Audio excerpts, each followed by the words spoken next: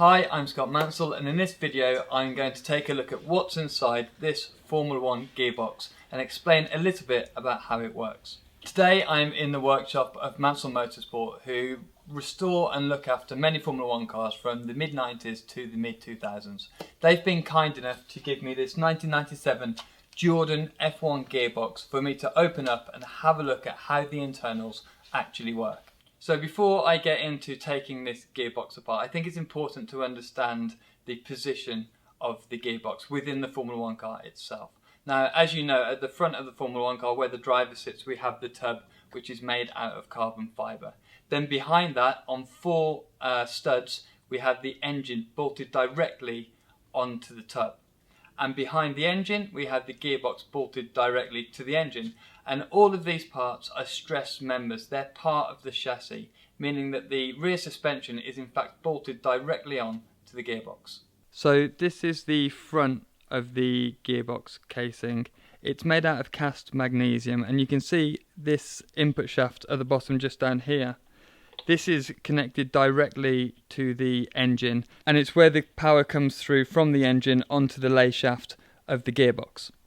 And in terms of changing gear, we need to head around to the side of the gearbox, and what you can see just here is the change cylinder. The driver makes the shift request with the paddles on the steering wheel, either up or down. It then goes through the GCU, and the change cylinder here, which in this case is pneumatic with air, either fires the gears down or up the gearbox. So if I just put this handle on here, you can see, if you watch the end of the cylinder, you can see it moving, and so obviously the force would come from this side and it would change the gears up or down. So before we can get into the gear cluster, I need to take off the rear diff housing. So in this section of the gearbox and the rear diff housing, the diff gear and diff would sit in here, and in the side here come the drive shafts. So we have the drive shafts that then go out to the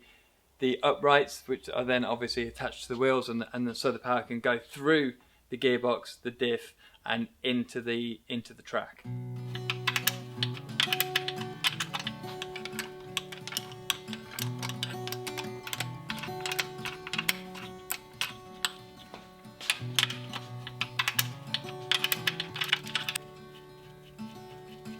Okay, so now I've removed all of the nuts from the diff casing. Time to try and take it off.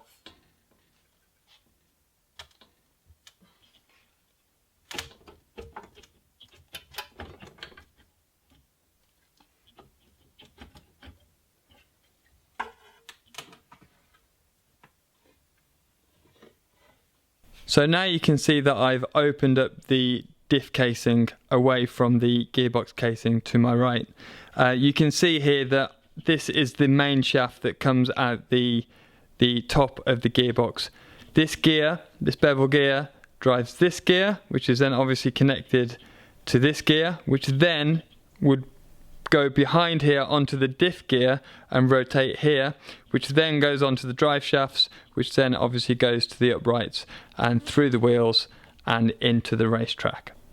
So this on the top, or just on the top inside the gearbox casing here, is the Gearbox Oil Tank, and you can see it's got an opening here. Well, behind that, if you imagine back here the diff gear coming around and around just in this position here, then all the oil that collects then gets flicked into the Gearbox Oil Tank for then distribution around the rest of the gearbox. So the final thing I need to remove are if you look closely, these nuts here, and take the oil tank off at the top, and the cassette should come out here. So we've got the main shaft here and the lay shaft at the bottom, which I'll explain once we've taken out, as it's a little bit easier to explain once you can see all of the moving parts.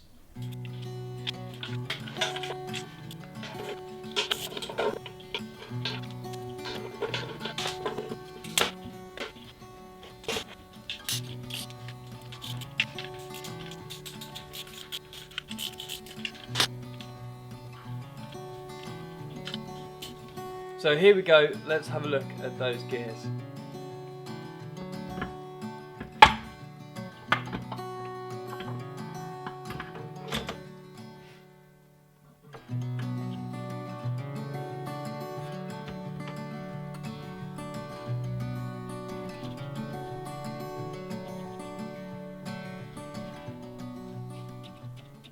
So first of all, you can see here that we have the lay shaft that runs across the bottom.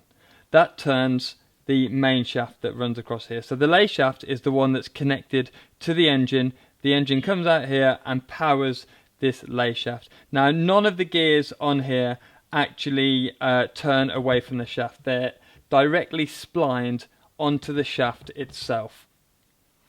From the size of them, with this one being the smallest just here, you can see that this is first gear, these pair of gears.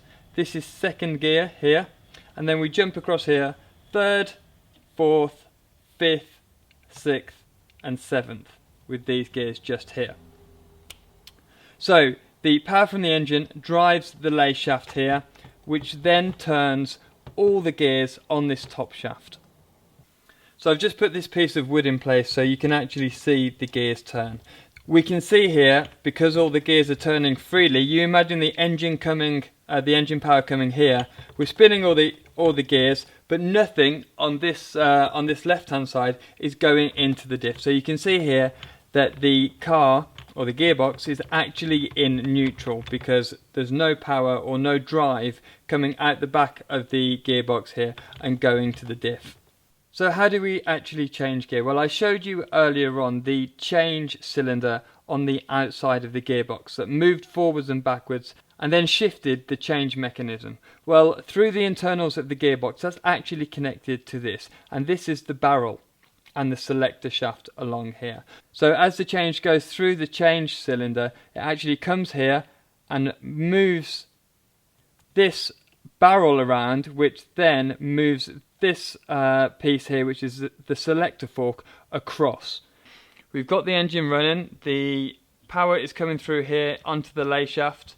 The gears are turning on the main shaft at the top, but the gear at the back here, the main shaft, isn't actually turning. It's just the gears that are spinning on top of the main shaft. So we're in neutral. Then the driver pulls a gear and it goes into first gear. So you can see the selector fork here move across and we take first gear just here. So let me simulate the engine moving. Pick the shaft up again. And you can see that the gear, the main shaft, is actually rotating now all the way through. So we're in gear. Then the driver selects another gear. The selector fork moves across and we take second gear. Sorry, it just fell out. And now at the back, you can see that the main shaft is spinning again. So then we go up another gear, and if you watch this selector fork, we head into third gear. And again, it's all locked up on that main barrel, and we take third gear. And again, into fourth, you can see this selector fork move across, fourth, fifth, sixth, and seventh. So we're in seventh gear, sixth gear, fifth gear, fourth gear, third gear, second gear, and first gear's just gone dog to dog. So that's a really good way to show it. You can see that we've gone from first, second, third, fourth, fifth, sixth, and seventh. And you can see there that the timing is obviously absolutely perfect.